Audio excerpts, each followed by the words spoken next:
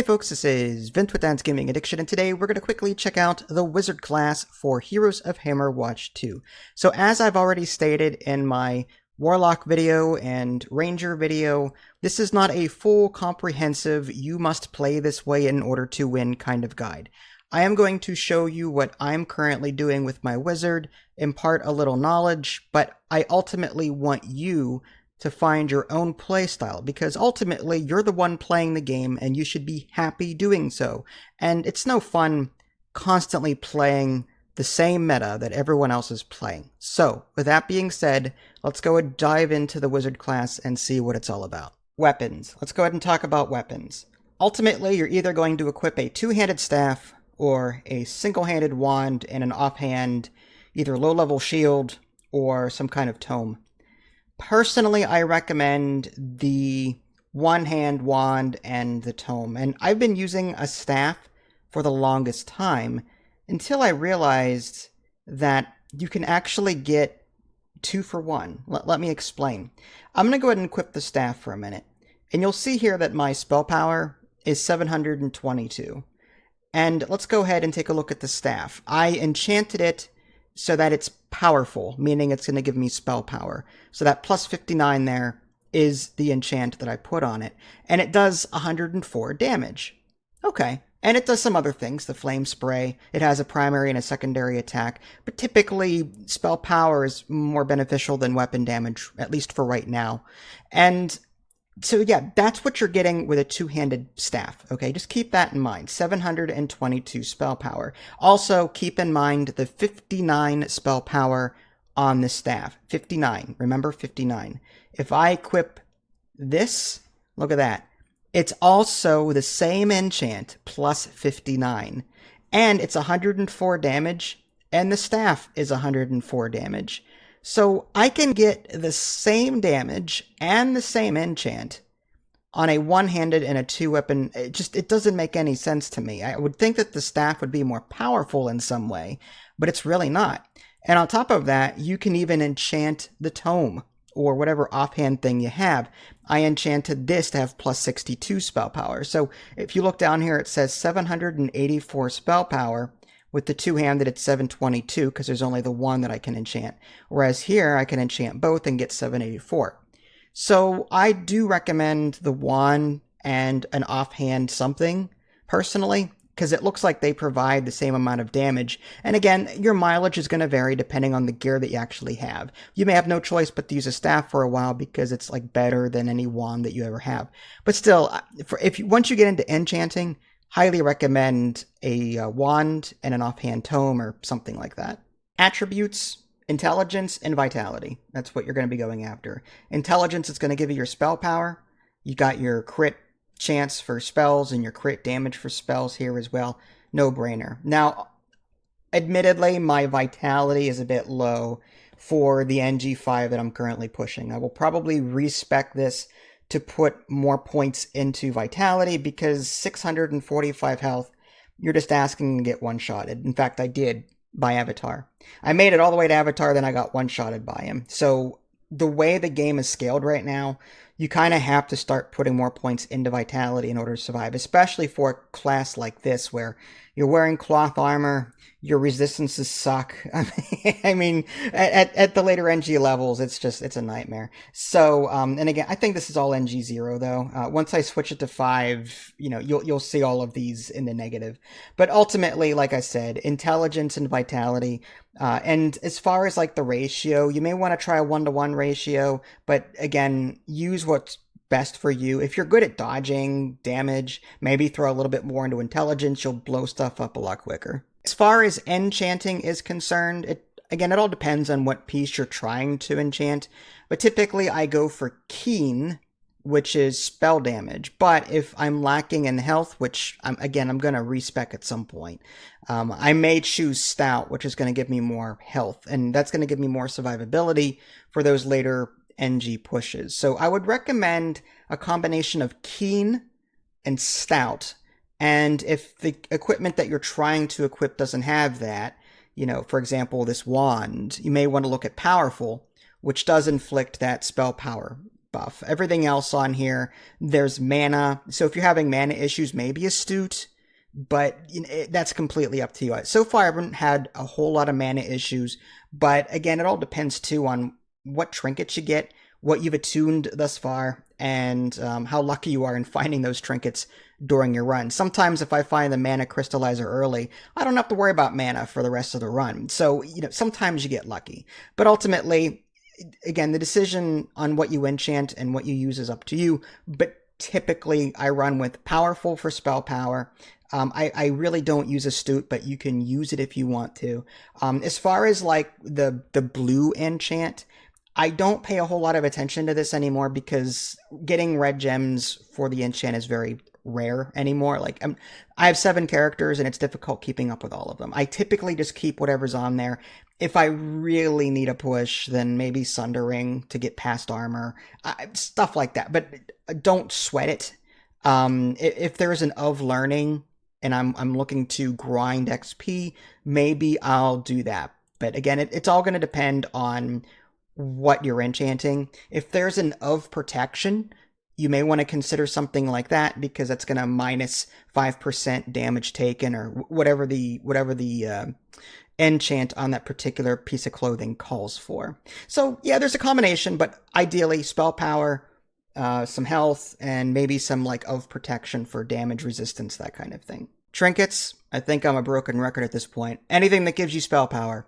I mean, just prioritize that spell power and then start working on anything that might be affected by spell power. Like do the like straight out plus 20% spell power. Do those first.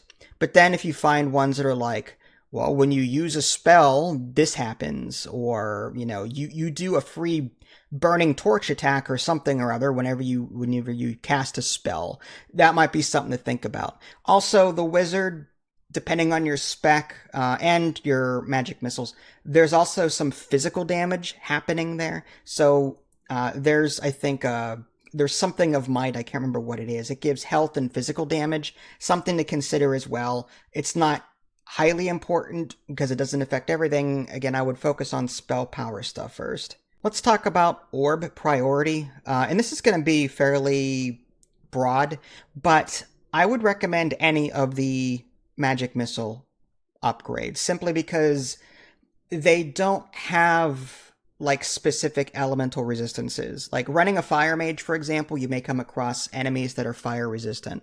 So the workaround to that is magic missiles. So that's going to be a huge thing. So any of these 3 is fine. The more missiles you cast, the more they bounce. If they stun, all of those are good. Okay, they affect almost every target, which is great. As far as the rest of it goes, if you have no mana issues, then maybe consider Savant to reduce your spell cooldowns. That way you can keep casting and keep killing stuff a lot quicker. This learning one, I only use learning when I'm on an XP run. I ignore it any other time. It's useless any other time. If I'm NG pushing, I still don't take this, even if I'm below the cap. I focus everything more on damage if I can. As far as the barrier is super important. Protective warding, especially if you're going to take the evocation spec, which we'll see in a minute. But the evocation spec kind of forces you to keep casting, to keep a certain passive up. And whenever you cast a spell in this case, you gain a chance to generate stacks of barrier. So protective warding is good if you've got evocation going where you're constantly casting spells to keep that other passive up. Again, we'll see that in a minute. And then either flame or frost shell, because having that extra resistance is good. Typically this is like, actually the frost shell isn't bad. It has increased armor and ice resistance. So the increased armor is nice for sure. The barrier, the flame shield, that's more of like a damage kind of thing. So either one of these isn't bad. I prefer the frost shell for the extra defense, but that's just me. And these 2 bottom ones, again, that's going to be specific to the specialization that you're going to be running. So we're going to ignore those for now. We'll talk about maybe 1 or 2 of them later. Again, your drinks are going to vary from class to class, but there are a lot of crossovers because there's not that many drinks, unfortunately, at the moment. And again, I'm not going to touch on the same old crap. You're going to take sweet pancakes or you're going to take something for curse, the Bishop's Blessed Bread. I don't think this is, there we go, NG1, let's go and put that on there. Yeah, there it is, Bishop's Blessed Bread. So you're either going to take one of these two. I'm not going to talk about them. What I will talk about are drinks you may want to consider for your wizard. So the Impetuous Apprentice, this is, for every class I've touched on so far, this isn't a bad one. Cast speed and reduced spell cooldowns is good because you can blow stuff up. But again, if you're having mana issues, you may not want to do this. This Ambitious Adept, spell crit chance. Again, it's mana heavy because of the spell mana cost, but more crit is crap. If you just blow stuff up, I mean, that's great. So the extra crit chance is super good if you can afford to do that. And then also maybe consider Gulch Burner. A lot of the wizard spells, regardless of what spec you choose, and again, I don't want to say every spec, because I know that Transmutation doesn't have like a fire spell as far as I know, but still, like a lot of the wizard stuff is fire. The Hydra is typically fire when it first starts out, unless you change it. The evocations, it's Meteor, I think it is. I can't remember the exact spell. But that active that you get with evocation is also a fire spell. So this fire damage increased to minus 25% ice resistance might be something to consider as well. At the weapon mastery, you can put points into stabs, wands, tomes. Personally, I don't recommend it. All of this is weapon damage stuff, and the wizard is much better at blowing stuff up with spell damage and spell power than using regular weapon damage. I mean, sure, if you want to increase your DPS with wands, you can do it. I'm not going to tell you not to. But honestly, just the way that weapon damage is right now in game, it's just spell power 99% of the time is the better way to go anyway. So put points into these if you want to. I personally don't do it myself, but again, your game, up to you. Again, I've got my own separate video out there for class titles. The wizard grants 3 spell power per level. This is super important. Super important. Spell power is, every class uses spell power. So the wizard is one of the first classes that I leveled, just to try and give the others some help. So as far as class titles go, the wizard, very useful. Don't neglect it. Let's talk about basic skills for a moment. I neglected magic missiles in the beginning. Like, I thought fireball was the best. I don't even have fireball spec anymore. If you take a look at my stats over here, or my skill tree, I stopped fireball because, you eventually get meteor shower with the evocation spec, and I don't know, fireball just, it didn't appeal to me when I started using magic missiles. So I completely spec'd out of fireball, stuck with magic missiles. Magic missiles is also nice because you're not tied to any one element, and you don't have to worry about resistances too much. So magic missiles, I highly recommend that you max that out. Arcane intellect, yes, just max it out. Mana, intelligence affects spell power. More mana is good. That's a no-brainer. Just max this out. Barrier, also max this out. Wizard classes and sorcerers, they have enough trouble with survivability. They're not paladins. They don't have plate armor and, resistance. They don't have that typically. So this barrier, super handy when helping to negate damage. So highly recommend maxing out barrier.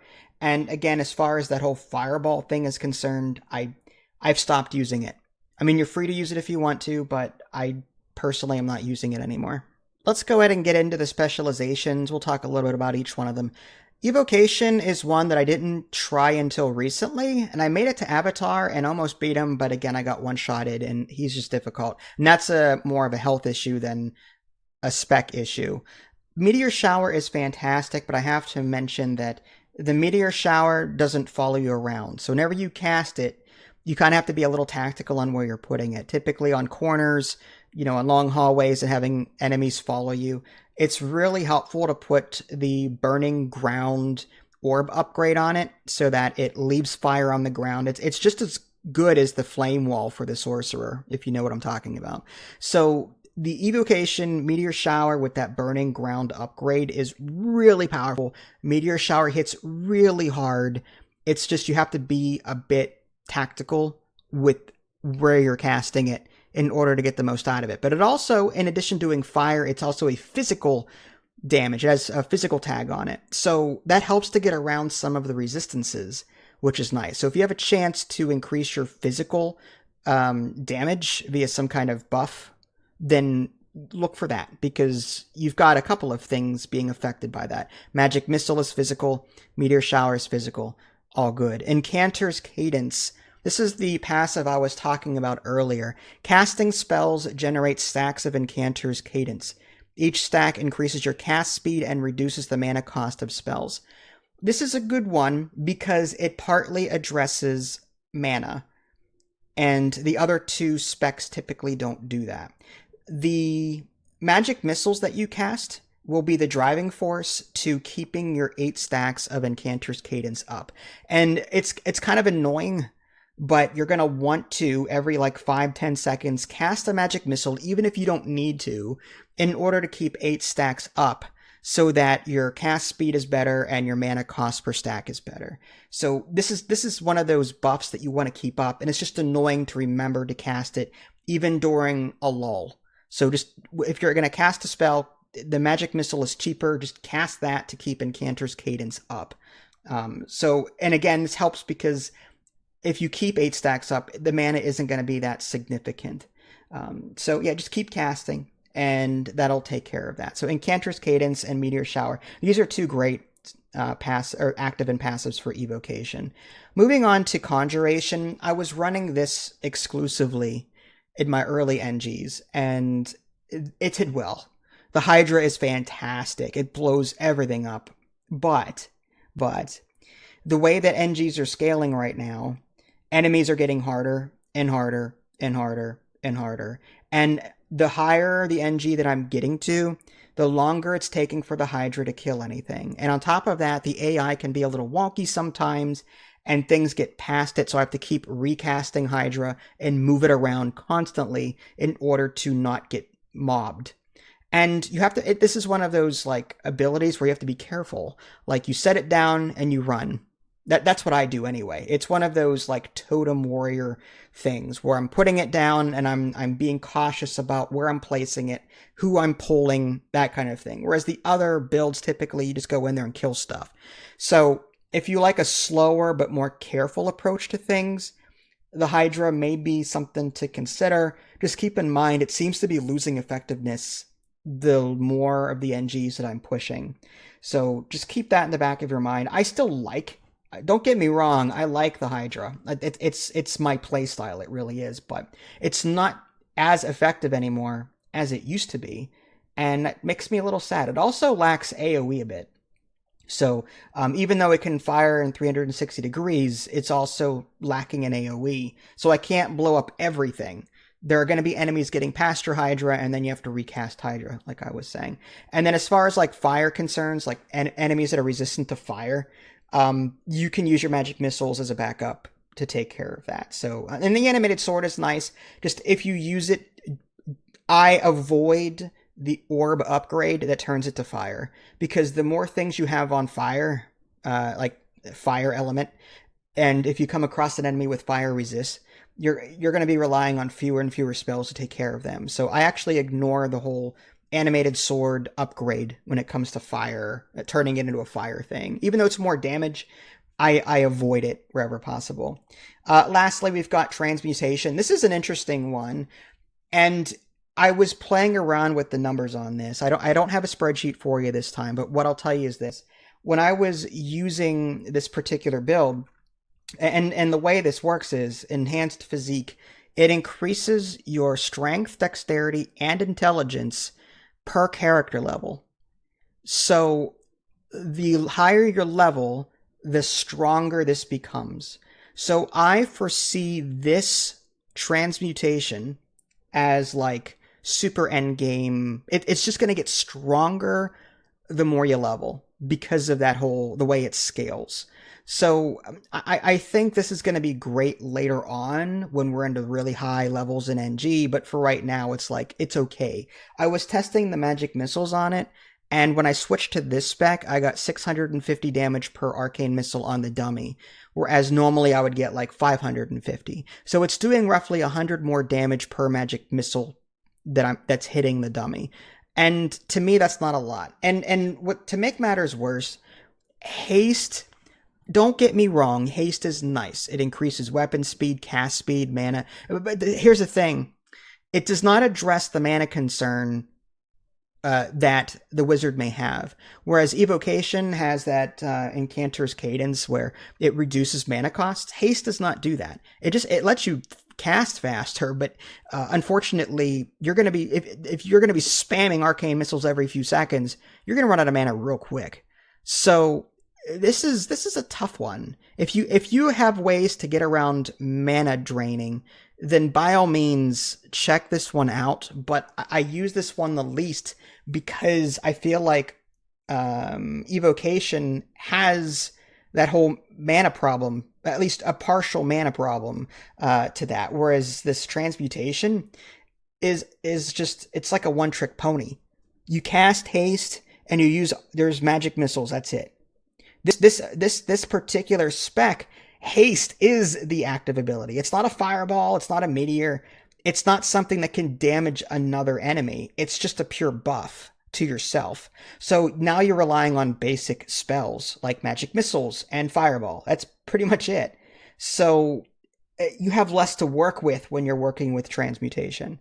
So maybe late game, like way later, when that whole per character level really kicks in, that's when it's going to be good because you can just use arcane missile or magic missile on everything.